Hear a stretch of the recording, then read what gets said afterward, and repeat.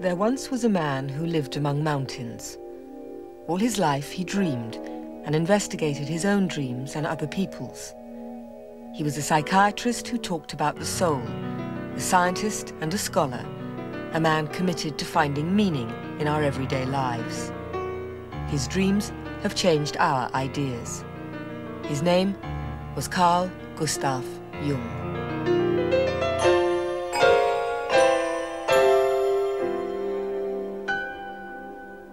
He wrote the first introduction to Zen Buddhism. He began with Greek mythology, or didn't begin, but at least brought it in. He, you know, the gods and the goddesses, the myths. He was concerned with the American Indians. He visited them. He was interested in synchronicity. He was interested in astrology. And he wrote on all these subjects and had lots of good things to say about them. What's the value of your dreams in the everyday world? What's the value of your fantasies in the everyday world? These are enormously important, the sense of being a mess of complexes. Jung gave us all that. It's a cliche to talk about now the meaning of life or something being meaningful or not meaningful. And I think Jung, in a way, is responsible for this kind of cliche. Carl Gustav Jung's work brought dreams and the unconscious into the modern world and introduced a respect for the psyche in human affairs. Now, Dr. Jung, we've been talking about the early... In 1957, aged 82, Jung gave his first film interview. His thoughts touch upon universal questions, from love, marriage and relationships to international hostilities.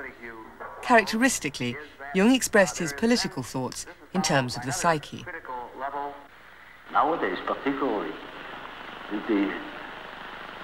the world hangs on a thin thread, and that is the psyche of man. We are the great danger. The psyche is the great danger. What if something goes wrong with the psyche? You see? Since his death in 1961, Jung's ideas have become increasingly influential. His work in the world has been extended into the psychological study of war and war trauma, architecture, alcoholism and drug addiction, the stock market, aging, senility and death, even movies and movie stars. In many countries, especially the United States, Jungian psychology is tackling new themes. For San Francisco analyst John Beebe, it's the movies. Whenever you see a film in a dream, someone is watching a film or going to the movies, that's a not uncommon dream image. I think it means that we're looking at a situation that has been thoroughly studied. It's been cut and edited, so to speak, and honed in on and presented for us, and it's a completely understood situation now. And if we just watch it through, we will have a complete sense of what it is. In the book that was compiled from a series of his seminars on dreams, Jung himself spoke of the psychological vitality of film. The movies are far more efficient than the theatre. They are less restricted. They are able to produce amazing symbols to show the collective unconscious, since their methods of presentation are so unlimited. Because in our own individual life, we only get a chance to see perhaps one little piece of a whole archetypal pattern. But in a movie, we can have the whole pattern laid out for us in a couple of hours. And in a great enough film, there's really a sense of having been translocated from one's own personal experience and the little pit that one has experienced to something truly universal. And I think that's what the archetype can do. It's sort of a ticket of admission to a broader perspective. The patients who came to consult Jung at his house in Kusnacht varied widely, from American heiresses and the German writer Hermann Hesse to the founder of Alcoholics Anonymous. Dr. Jeffrey Satinover. Basically, the motive for starting Alcoholics Anonymous came out of a patient of Jung's experience. And Jung's communicating to that patient the idea that essentially he was not going to ever successfully get over his alcoholism if he did not find God. The official history of Alcoholics Anonymous traces the group's origins to Jung's diagnosis of the incurable alcoholic known only as Roland H. His craving for alcohol was the equivalent on a low level of the spiritual thirst of our being for wholeness, expressed in medieval language, the union with God. What people seek in addictive experience is something which in and of itself is normal. That is to say, the craving is normal. The craving for certain kinds of elation, for a certain sense of specialness, for heroism, for cessation of pain, and underlying all of those really, ultimately and most powerful, is the seeking of a sense of meaningfulness. Dr. Jeffrey Satinover has established a clinic specializing in senility and Alzheimer's disease and addiction to drugs and alcohol. You've seen some of the early signs of it already. The therapy goes beyond the alcoholic or senile patient to include other family members. What we hope an individual will gain from the psychotherapeutic dimension of substance abuse treatment is a way of finding meaning in their lives again. Because, as Jung correctly recognized, ultimately the key motivating factor in the beginning of an addiction is the seeking of spirit. When Roland H. first arrived in his consulting room, Jung told him that unless he could find a way to a religious or spiritual experience, his addiction was incurable. You see, alcohol in Latin is spiritus, and you use the same word for the highest religious experience as well as for the most depraving poison. The helpful formula, therefore, is spiritus contra spiritum. Dionysus was not the god of drunkenness. He was the god of ecstatic vision. He was a god of wine, but that was the wine of religion, not the wine of drunkenness. For Robert Johnson, the Greek god Dionysus offers an insight into the modern epidemic of alcoholism. Johnson draws on mythology for fables of psychological reality. His latest book considers the gods of antiquity and our universal need for emotional highs, or ecstasy. It is basic, and if we don't get our ecstasy, which is an archetypal quality, in a legitimate way, we will get it in an illegitimate way, which accounts for much of the chaos of this culture now. We have to have an ecstatic dimension of our life.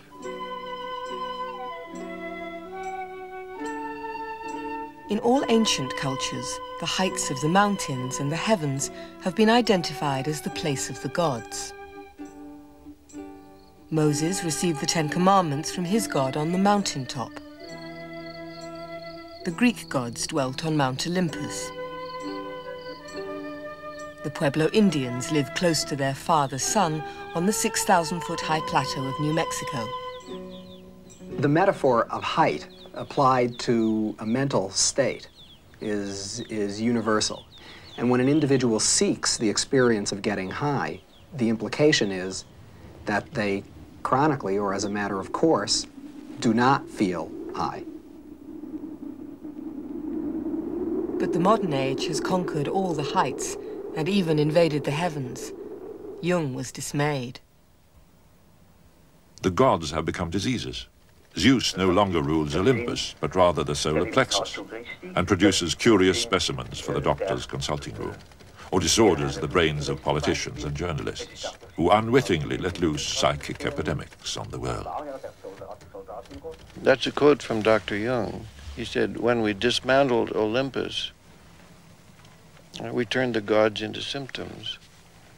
If there's not, this is only a restatement of a moment ago, if we don't get a particular archetypal quality legitimately, it will, so to speak, pop up somewhere in its symptomatic, that is, its compulsive form.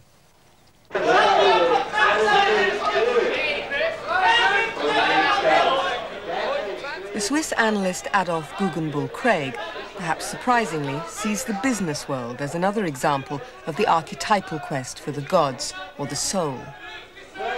When you deal with money, you really know if you were right or wrong. You know, you lose or you win. There's no argument. You lost or you win. And it might give you then an elated feeling, nearly a religious feeling that you were on the right side, that you were so much in touch with the gods that you actually won. The speculators, the people who really only deal with money, they don't really deal with money as a thing to buy something with, but they deal with money because they want to get more gold or they want to get more soul in the end.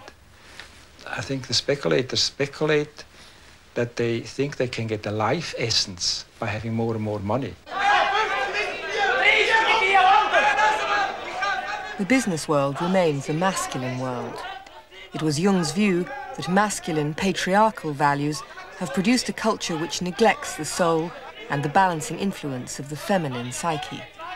Analyst Andrew Samuels. Jung intuited an imbalance in Western culture in favor of one whole style of psychological and behavioral functioning, in favor of analysis, in favor of logic, in favor of external achievement, in favor of social hierarchicalism and so forth. He asked, what happened to the other side? He entered into reflection, both conscious and unconscious, at a time when, culturally, the role of women was changing and shifting. People began to protest and wanted the vote and so on. So he contributed to something which has become a movement of our times. I think the feminine stands against organization, for example, against organized religion. It stands against hierarchy, for example, class systems. It stands against an overdependence on logic and rationality, so that the hard sciences are challenged. It stands against an excessive dependency on technology, and so it espouses natural issues, an interest in ecology, in the environment. We women embody life. You men act upon life. That resonates psychologically, which means that we are constantly working with it in terms of our aims, our ideals, our understandings and perceptions of what it's like to be ourselves now and in life. Jung observed that for every woman there was a masculine aspect within her psyche, the archetype of the animus, and for every man a feminine counterpart, the anima. The anima is an archetype, an archetypal form expressing the fact that a man has a minority of feminine or female genes. Yeah. And that is something that doesn't disappear in him. That is constantly present. And it works as a female in a man.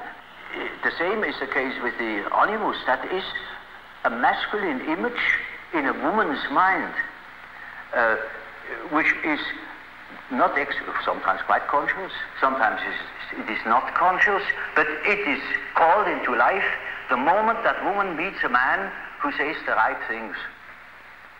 And then because he said it is all true, and he is the fellow.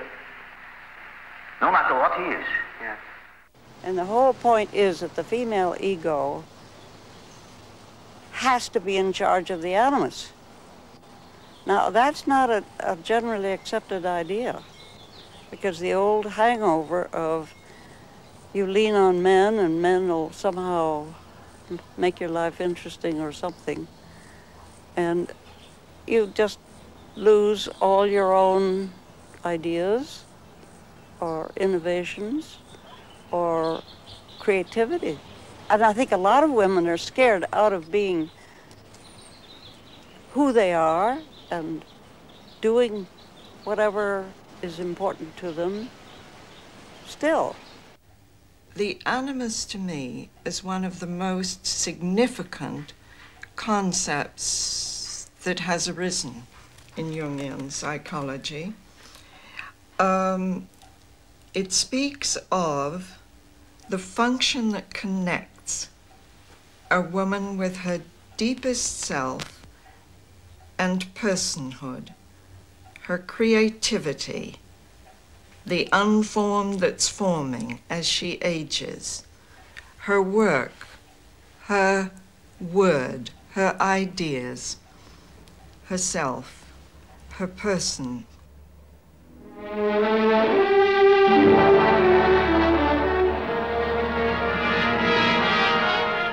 In the Alfred Hitchcock film Notorious, John Beebe finds a drama of the animus in the conflict between a woman and men.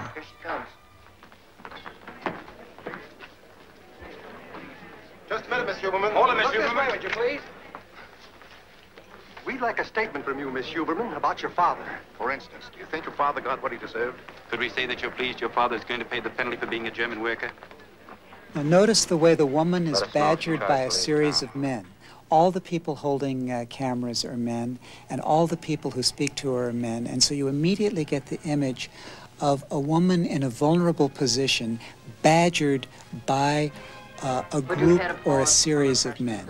Now there's the perfect image of what Jung means by the animus. The way the animus attacks the woman and the way it's often symbolized by a multiple figure or a crowd and the way it moves in on the woman and judges her. The cameras are all in the lower left hand of the screen. And then gradually we realize that in the lower left hand there is now one man whose viewpoint we have, and he's a dark, kind of unknown figure. She's half attracted to him, half suspicious of him, wonders, is he a policeman? This is the experience of so many women of constantly being under an attack. Do I look okay? Is my reputation okay?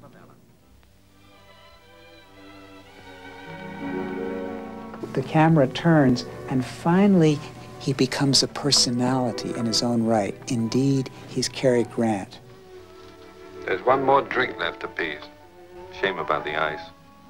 So that the very critic, the very thing that's most attacking the woman, is also somehow the thing that's most erotically exciting and the most interesting and the most energetic. And there, in a little nutshell, you get the problem of the animus. Now, see, the archetype is a force, it has an autonomy. It can suddenly seize you. It is like a seizure. So, for instance, falling in love at first sight, that is such a case. You see, you have a certain image in yourself without knowing it of the woman, of the woman. Yeah. Now you see that girl, or at least a good imitation of your type. Yeah. And instantly you get a seizure, and you're gone. Yeah. And afterwards you may discover that it was a hell of a mistake.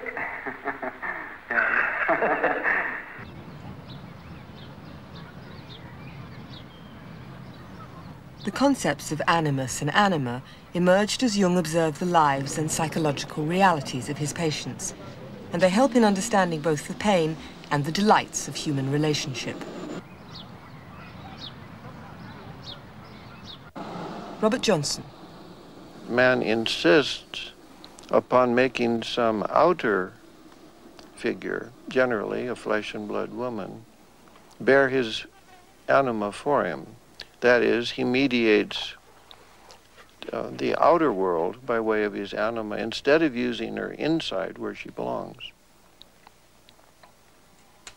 This produces more suffering and more upset and more pain than any other single thing that I know about. Oh, you see, a man is quite capable, he's intelligent enough to see that that woman of his choice, as one says, not no choice, he has been captured. You know, he sees that she is no good at all, that she is a hell of a business. And he tells me so, and he says, for God's sake, doctor, help me to get rid of that woman. He can't. He's like clay in her fingers. And that is the archetype. That is so-called archetype of the anima. This contribution of Jung's animus and anima theory is not only of immense use in understanding relationship difficulties and the joys and richnesses of relationships, but is actually something, as with all the best ideas, that people, ordinary people, are doing anyway. That's a real acid test of all psychological theory. If it really turns out to be a description of what's happening, it's good theory. James Hillman was Director of Studies at the Jung Institute in Zurich. After 25 years in Switzerland, he returned to America, to Dallas, Texas. The soundtrack to your weekend lifestyle. 106.1, The Oasis.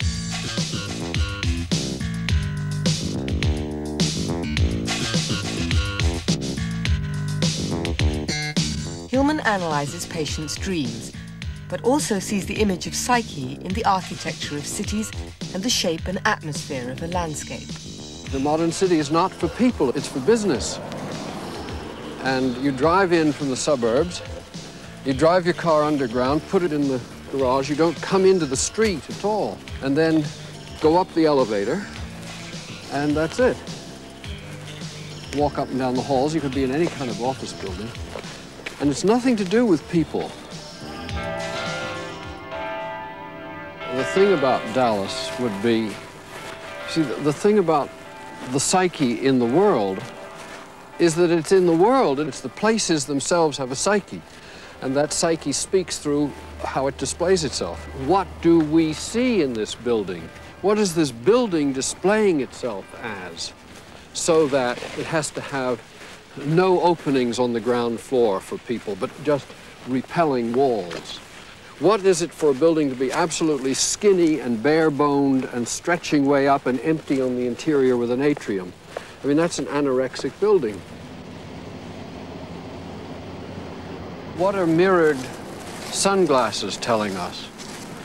We certainly can't look into the soul of the person, into his eyes or her eyes. It's again that paranoid perspective of I can see you, but you can't see me. You feel different things in different buildings. But it isn't only that, it's also the way the room is lit, with a light coming straight down on you that casts no shadow, windows that can't be opened. You're in a little prison room. So of course you're going to have illnesses inside offices and psychological breakdown, which you can't just clarify by going to an analyst once a week.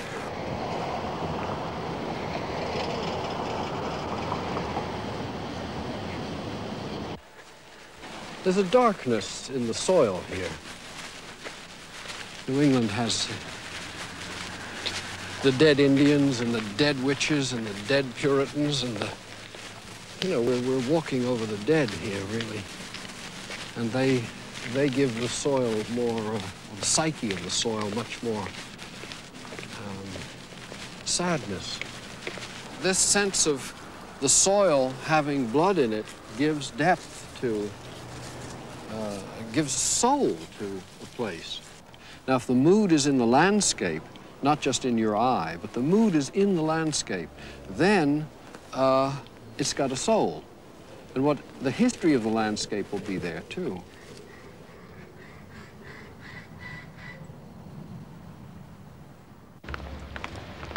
Jung observed the unchanging human need for archetypal experiences.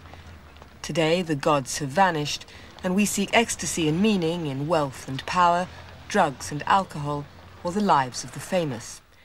We project our fantasies onto public figures, political leaders, royalty, sporting heroes, musicians and movie stars. The collective unconscious is too big to live out personally. It's like asking someone to cope with the 100,000-volt power in a high-tension line through the 110-volt wiring of the house to live out the collective unconscious himself. Much of it has to be lived by projection. I think there's no question that the person involved can get quite confused with the archetypal image that's being portrayed, and that can confuse people on both sides of the screen, so to speak. Well, the famous example is Marilyn Monroe, and in a dream, which she apparently reported to someone and was written down, she was standing naked in a church, and all kinds of people were coming in and worshiping her there. And of course, simply said this is the love goddess, but in its religious aspect. It seems to me that her education and her consciousness and the amount of security she had in her early background didn't give her a strong enough ego or a strong enough personality to stand up to an archetypal image like that and criticize it and say, well, it's as if in some way my image is terribly important to people and has religious significance, and no wonder there's so little goddess in our culture. No wonder they would use me in this way. And I think there the person gets swallowed by the image.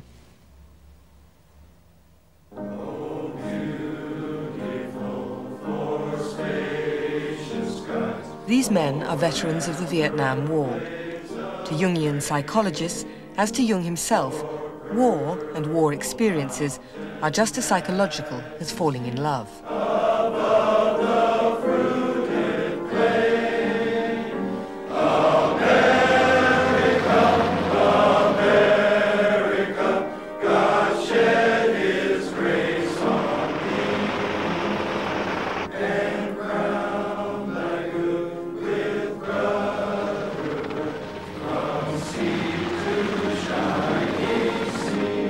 Dr. Harry Wilmer. It isn't just there is good, there is evil, but there is both, and there's both in us. And that connects with the shadow, with the dark side. That's something I never understood prior to the kind of Jungian work that I did. Jung observed that in personal relationships and the dealings between communities, the dark side, or the shadow, exists alongside bright and positive qualities. And he saw that the shadow, when not accepted and understood, will be projected within marriage, within the workplace, within warfare, and within dreams.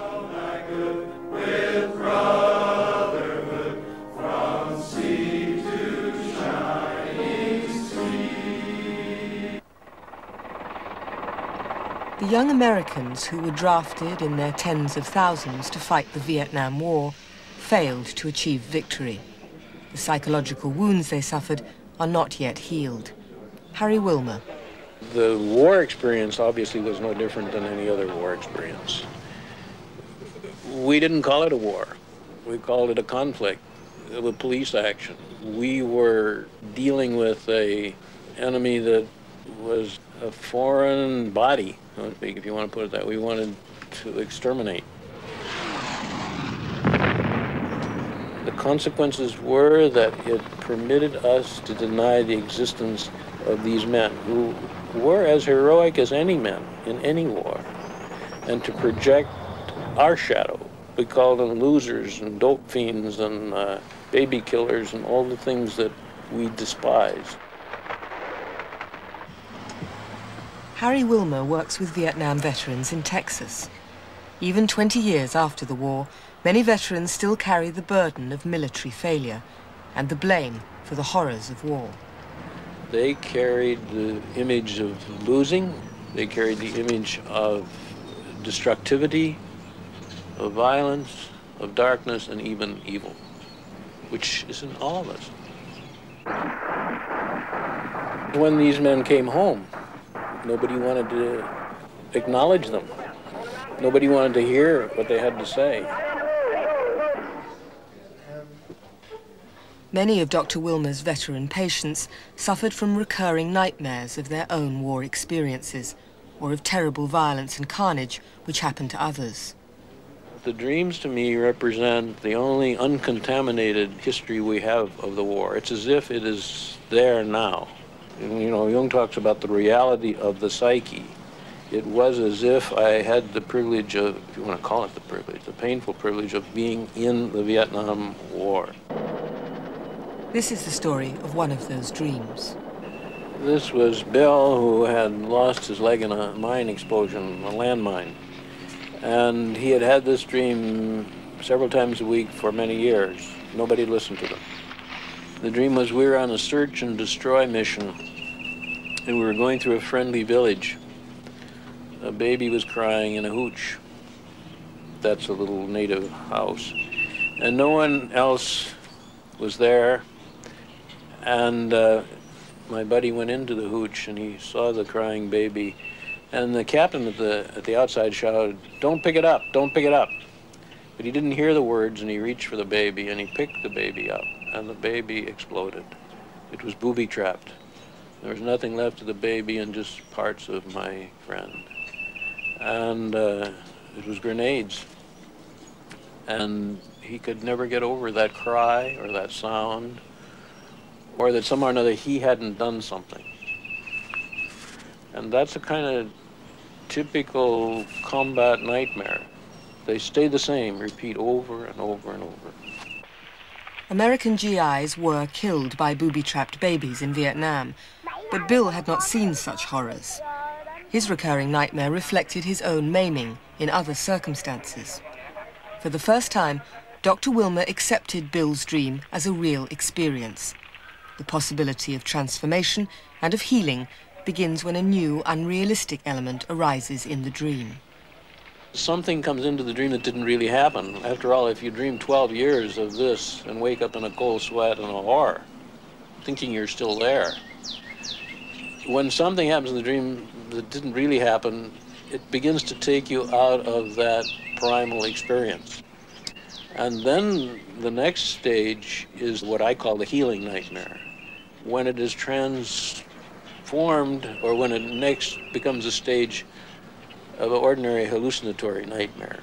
Didn't happen, couldn't have happened, far out, the kind of dreams that we all have from time to time. The healing nightmare allows the psyche to adapt from the horrors of combat to the normal processes of the unconscious.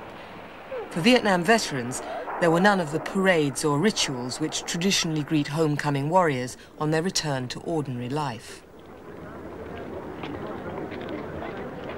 There were no rites to sortie, there were no rituals, there was no way people were dumped 50, 60 hours from Vietnam into Des Moines, Iowa, or wherever. And there was nobody there. Al John is a Vietnam veteran who was shot down in combat. After he returned home to the Navajo reservation in Arizona, his overwhelming war memories returned repeatedly. I started having a backlash of what happened when I got shot down, and they had told me, let's go see that medicine man. They told me that I had some stuff that I was still carrying from Vietnam. My memory is still back there. My memory is still in the outside world of the Navajo reservation.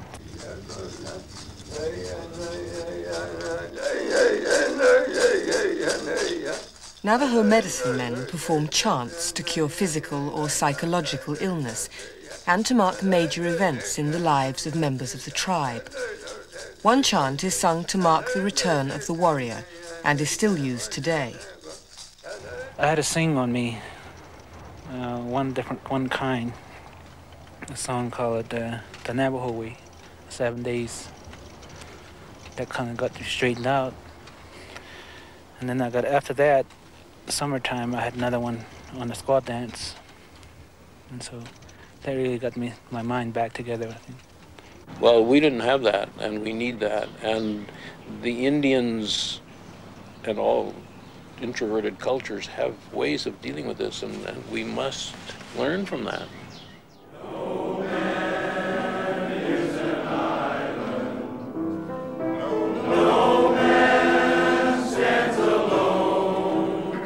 But then, with the memorial in Washington, this 400-foot black marble names of every veteran, that had a profound effect. That was the beginning of American grieving and of America's acknowledgement. You look at that, and you see your own face in the dark granite behind the names. Each man has my brother.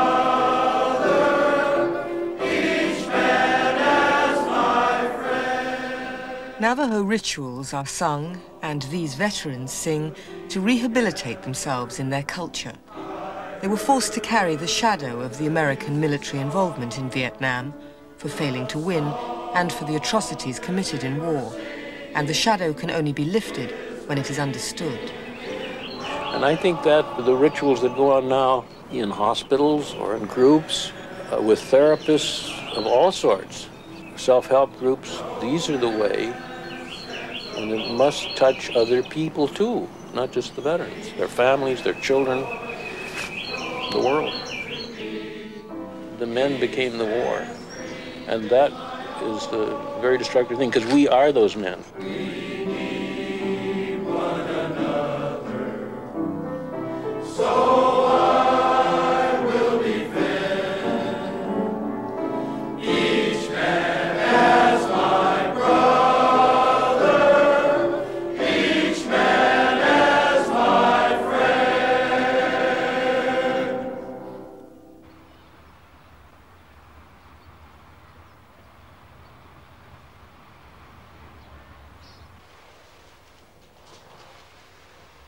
Just as Jung worked with the dreams that arose from the unconscious of his patients, so sand play provides the space and freedom for the unconscious to express itself in concrete pictures. Dora Kalf is a Jungian, but not a conventional analyst. I think, you know, you can only play when you're really free. You know, you have to be free within. What Jung said, you know, that this psyche has a healing tendency is really shown in the sand pictures, because this healing tendency, in a way, is able to take over when we are providing this free and protected space. Jung believed in certain psychological necessities, a sense of meaning or religion, honesty with oneself and with others, and respect for the dreams and fantasies produced by the unconscious. He also believed in play. Every creative individual whatsoever owes all that is greatest in his life to fantasy. The dynamic principle of fantasy is play, a characteristic also of the child, and as such, it appears inconsistent with the principle of serious work. It is short-sighted to treat fantasy, on account of its risky or unaccountable nature, as a thing of little worth. They can tell me stories, they can talk about their life, but we do not interpret. Because what I have observed, that when we start to do this way of sand play, that we can observe a kind of a process, you know, that leads into the inner realms of the personality. And maybe each time they touch even a deeper level. The patient shows you what comes from within. And the therapist sees from outside and understands what he wants to tell you through the symbolic language, you see. We would say that the people who play here, they also come into the collective unconscious, you know. And the collective unconscious means that this is meaningful for all people, that there are those symbols that are meaningful, not only, let's say, for Switzerland, but maybe just as well for England or in a different continent. For instance, when they take Oriental or Far Eastern symbols, I think that they are near the bottom of their unconscious. Our culture has moved away from the instinctual life. And this is why we have various animals at display. We have, for instance, wild animals. And this could indicate for a person that they have not been in contact with their instincts. In the sand trays of one patient, Dora Kalf observes the transforming powers of the psyche, which can also be seen in dream analysis. This young man didn't know what to do with his life, but after a series of sand trays, something changed dramatically, and he made a positive decision. He came and said, I have decided to study medicine. And I was quite surprised, because we never talked about, you know, what he should study or what he should do. And then he made this picture. This is a city with the traffic and the police directing the traffic. And we have all these houses, they have no windows. And therefore I felt it was a very anonymous situation. Also, I don't think that these people pay any attention to who they encounter. And then there is the concrete of the place. And through this concrete breaks this beautiful flower. Now, what does that mean, you see? That although he lives in such a surrounding, and he may have had no contact through his inner life, he felt all of a sudden, you see, that something was more important than all the surroundings that he was living in. We would never see that a white rose would be able to break through concrete. But these energies are so strong once they are awakened that they can do nearly impossible things. The followers of Jung who are old enough to have known him well are now in their last years themselves. Jung's work began with his own inner life, and for these analysts, the arrival of old age and the approach of death is an opportunity to observe what the unconscious has to say. When one is preparing for death, which is what I've been busy doing for the last 10 years, sounds lugubrious, but at my age it isn't. I've had an incredibly rich life, and as I said, I call God Albert, and if they threw the switch on me tomorrow night time, I would scrawl, "Dear Albert, thank you, Joe." You know, this is my feeling about it. Dr. Adolf Guggenbuhl Craig, a Zurich analyst, has recently published a book called Old Fools. When I was young, I obviously hoped that one day I will understand what's going on. And I was in some way admiring the people who were older because I thought they knew what they were talking about. And then all of a sudden one morning I woke up and I was old myself and wasn't a bit wiser, and saw that I don't understand much, or even understand some things less. And that's a bit depressing. Today, old age is not appreciated very much. There are too many old people, so sometimes I'm ashamed to be still here with my 85 years. And the value which people give to old age is how young they feel, how youthful. You know, that's a kind of tremendous pressure on these poor old people. They have not only to look younger, they even have to be more experienced and more clever and so on. I think it's an insult if you say to an old person, you look very young. So what sort of 85-year-old lady do you wish to feel? Feel? I feel that I wish to feel as I feel. I'm quite satisfied. I don't want to be different. No. I saw that one advantage, one possibility in old age, which has been depicted in images too, is that when you're old, you don't have to care so much anymore. And when you're old, you can say, what the hell, what does it matter if people think I'm an idiot or if I'm an old fool? And so the archetype of the old fool is really a fuller archetype than the old wise man, who is a one-sided propaganda gimmick of older people to dominate the younger ones. Jungian analysts share a conviction that life has meaning, though it may be found only in retrospect, and though the meaning may be purely personal and of no wider significance. Aniela Jaffe. What is meaning? We create meaning, and that's so important. Afterwards, if I look back my long life, and there were things which were very difficult for me. If you try to understand your dreams and your fantasies, then perhaps you can find a meaning. Looking back, what Jung thought, reflection, looking back.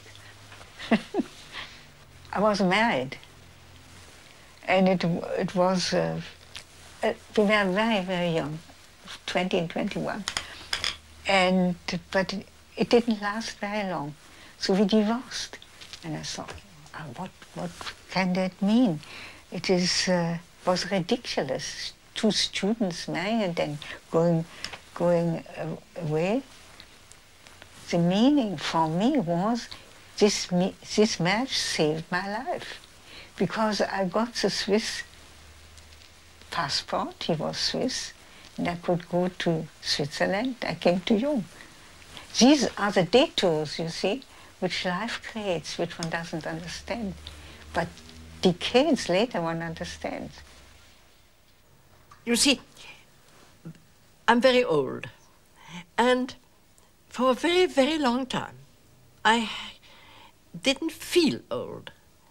And I thought that I could and should, not so much should, but that one just did, went on doing the same things when one was 85 or 86 or 89, than the things one did when one was 60 or 70. And I did not heed Jung at the time, because I was very surprised sometimes when Jung, when he was about end of 60s, 70s, in the 70s, didn't do this or didn't do that because he said he was too old, and I couldn't understand it. Jung used to say, if you can't take a hint from life, then life will hit you. And that, I think, is true. There were hints which I could have taken, and I didn't. And so I had to break my leg before I was ready or willing or able to understand what it really was about. Particularly, I felt some kind of relief almost that I could be old, that I was permitted to be old. It was the most extraordinary experience. And through that experience, I realized how wise Jung was.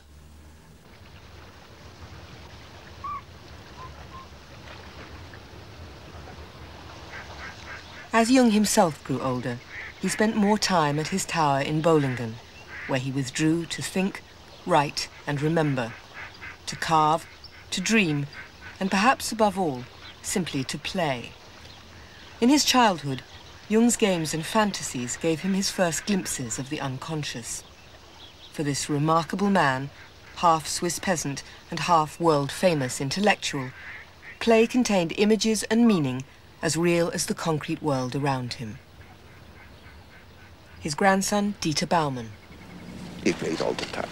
In Bolingen, he did his so-called waterworks, namely he dug into, you see the slope by the lake there is saturated with water, and so the water kind of oozes out of it.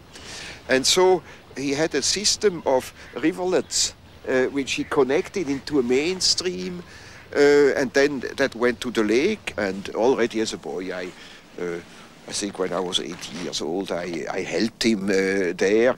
I remember my son visiting Bolingen once when he was a little boy, because he was a friend of the grandchildren of Jung. And then he came home and he said, "Oh, Mommy, there was an old gentleman, and you know, he made all those little rivers in the earth. We were playing next to the lake. And he wondered why he did this."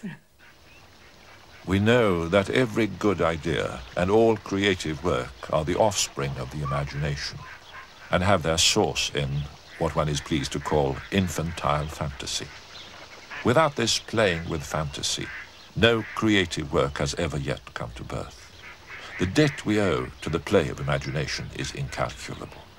It must not be forgotten that it is just in the imagination that a man's highest value may lie.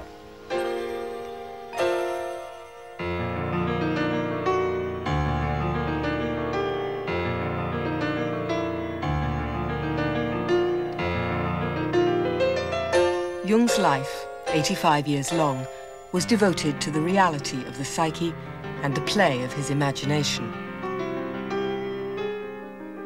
No one can doubt the impact he has had on our age. For most of his life, he worked against the popular current of worldly perspectives, bringing unfamiliar ideas and unsettling observations to light. If today the unconscious is more than a mere abstraction, and if the psyche has become a reality, we owe that largely to the scientist and doctor who listened to the wisdom of the dream. Karl Gustav Jung.